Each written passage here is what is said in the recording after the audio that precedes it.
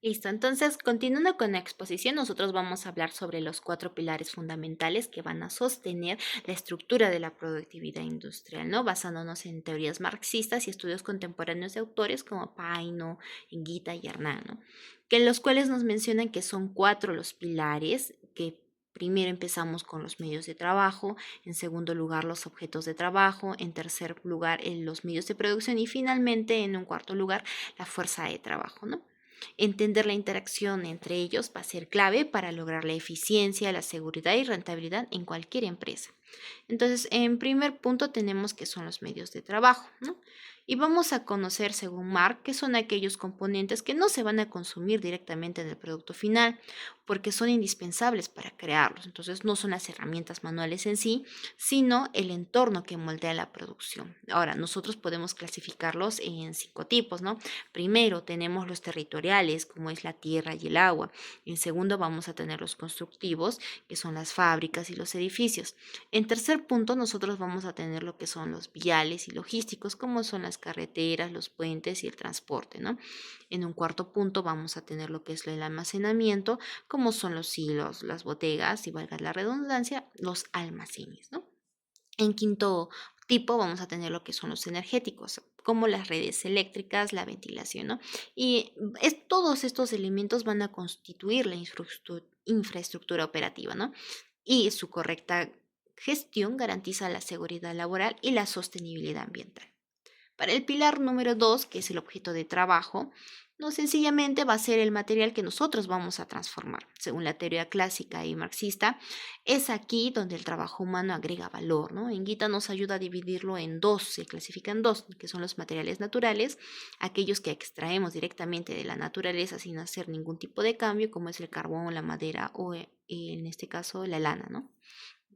Y las materias primas, que vienen a ser todos aquellos que han sufrido un proceso de transformación, como es el hilo, ¿no? O el plástico. Y que el objeto de trabajo va a pasar por etapas críticas, ¿no? Desde la investigación y planificación, pasando por un proceso de transformación, hasta el control de calidad y distribución, ¿no? Y nos dice que también una mala ejecución de estos pasos puede generar desperdicios y baja productividad. En el tercer pilar tenemos los medios de producción, ¿no? Que va a ser la unión de los anteriores puntos, ¿no? Que es la integración total de los instrumentos, las máquinas y herramientas, más la infraestructura que viene a ser las instalaciones. Tenemos autores como Paino y Benítez que nos señalan que la gestión de estos medios define la estructura económica de un país o empresa. Ahora, los sectores con alta integración de medios de producción son los que van a generar más arrastre económico e innovación tecnológica van a ser también la suma de todos estos multiplicadores de empleo, ¿no? Básicamente nos dice que optimizar los medios de producción es optimizar la competitividad de la industria. Y por último punto tenemos lo que es el pilar número 4, la fuerza de trabajo, ¿no? Nada de los anteriores pilares va a funcionar sin el motor principal, ¿no? Hernández define que esto no solo como la cantidad de obreros que va a haber en una empresa, sino por su dimensión cualitativa, las características que posee nuestro trabajador, ¿no? Ese trabajador es el articulador de toda la productividad, ¿no? La evidencia histórica nos señala que para que la industria funcione no se requiere de que nuestro trabajador esté motivado, esté incentivado, sea calificado, tenga una cualificación técnica, es decir, que tenga las competencias necesarias para realizar la tarea que se le ha designado dentro de la empresa, ¿no?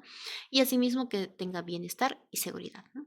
Una fuerza laboral capacitada y bien organizada es la única capaz de utilizar eficientemente los medios para transformar los objetos de trabajo, ¿no? Entonces, para concluir, definimos que la industria exitosa no va a depender solo de un factor, ¿no?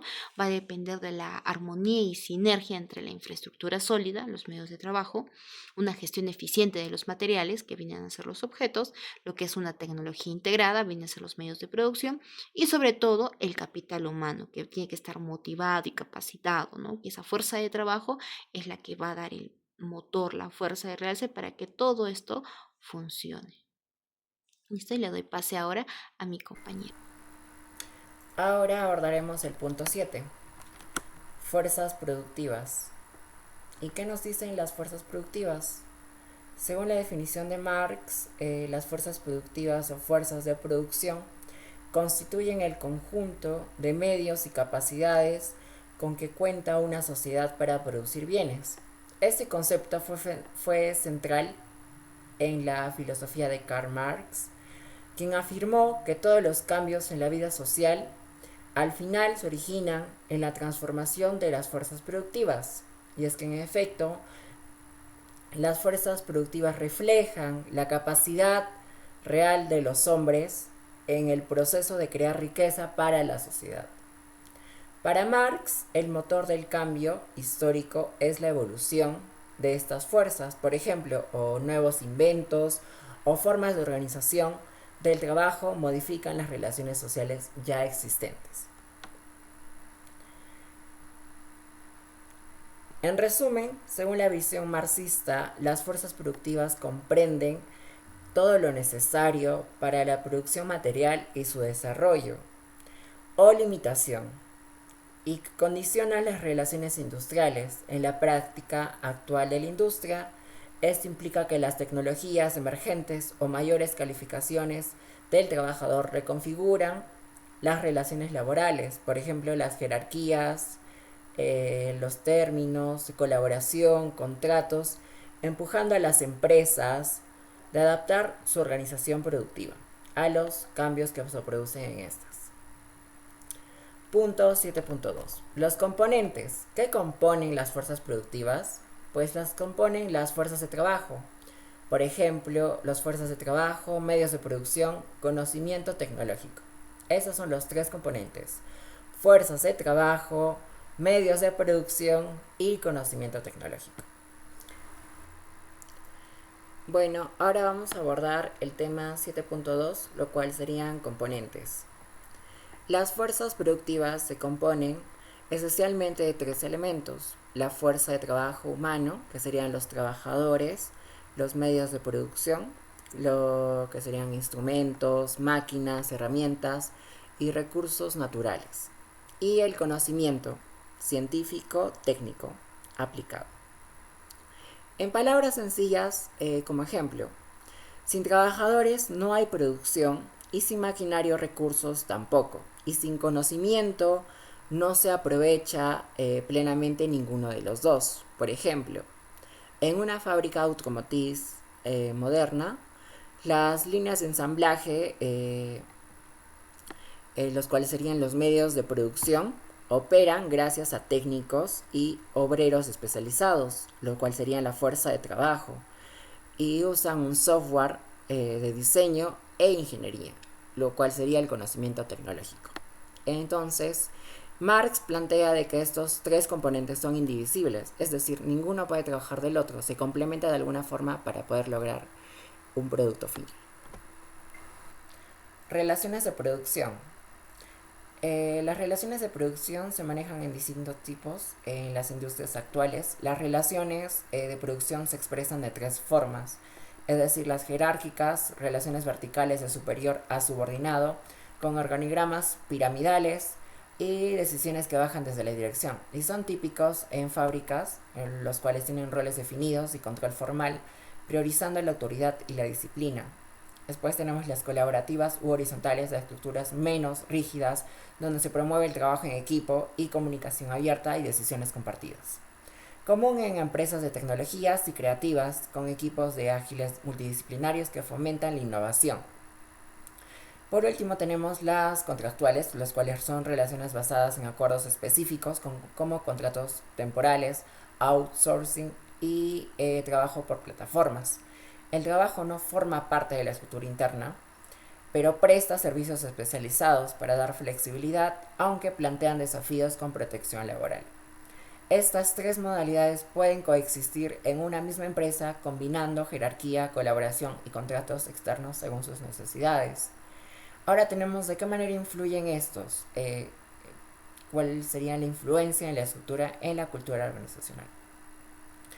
El tipo de la relación predominante impacta en la estructura y la cultura interna de las empresas, como son las jerárquicas, generan culturas formales y centradas en normas y especialización y comunicación vertical. Las colaborativas impulsan horizontales y es decir, innovación, confianza y adaptabilidad. Y por último tenemos las contractuales, que crean culturas flexibles, orientadas a resultados, aunque con desafíos de integración y cohesión. Esas relaciones influyen en los valores del estilo de liderazgo, los incentivos y la forma en que las personas se comunican dentro de la empresa. Ahora tenemos el punto 9, que serían las fases de producción, las bases de la producción, que es la capacidad productiva, el cual se fundamenta en 4 factores: tecnología, recursos humanos, capital y organización. Tecnología, que sería la maquinaria, automatización, IA, sistemas que aumentan la eficiencia y la calidad. Recursos humanos, lo cual serían la formación, habilidades y experiencias que determinan la productividad. Capital, la infraestructura, equipos e inversión financiera para ampliar y mejorar las operaciones. Y por último, la organización, lo cual serían métodos y procesos eficientes que coordinan el trabajo, como Lean Manufacturing. Estos elementos se complementan entre sí y determinan la capacidad real de producción de cualquier industria. Y por último tenemos las condiciones que potencian las relaciones industriales modernas. Hoy las relaciones industriales se fortalecen por digitalización, globalización y formación continua, y las políticas laborales y la cultura organizacional. La digitalización es el trabajo que amplía la colaboración y la flexibilidad. La globalización, que integra redes productivas y alianzas internacionales. La formación continua se encarga de mejorar las habilidades y facilita la adaptación a los cambios, que son muy constantes actualmente. Y las políticas laborales y la cultura organizacional, que promueven participación y dinamismo dentro de las empresas. En conjunto, estos factores permiten relaciones laborales más flexibles, colaborativas y adaptadas a los cambios tecnológicos y globales. Eso sería todo, muchas gracias.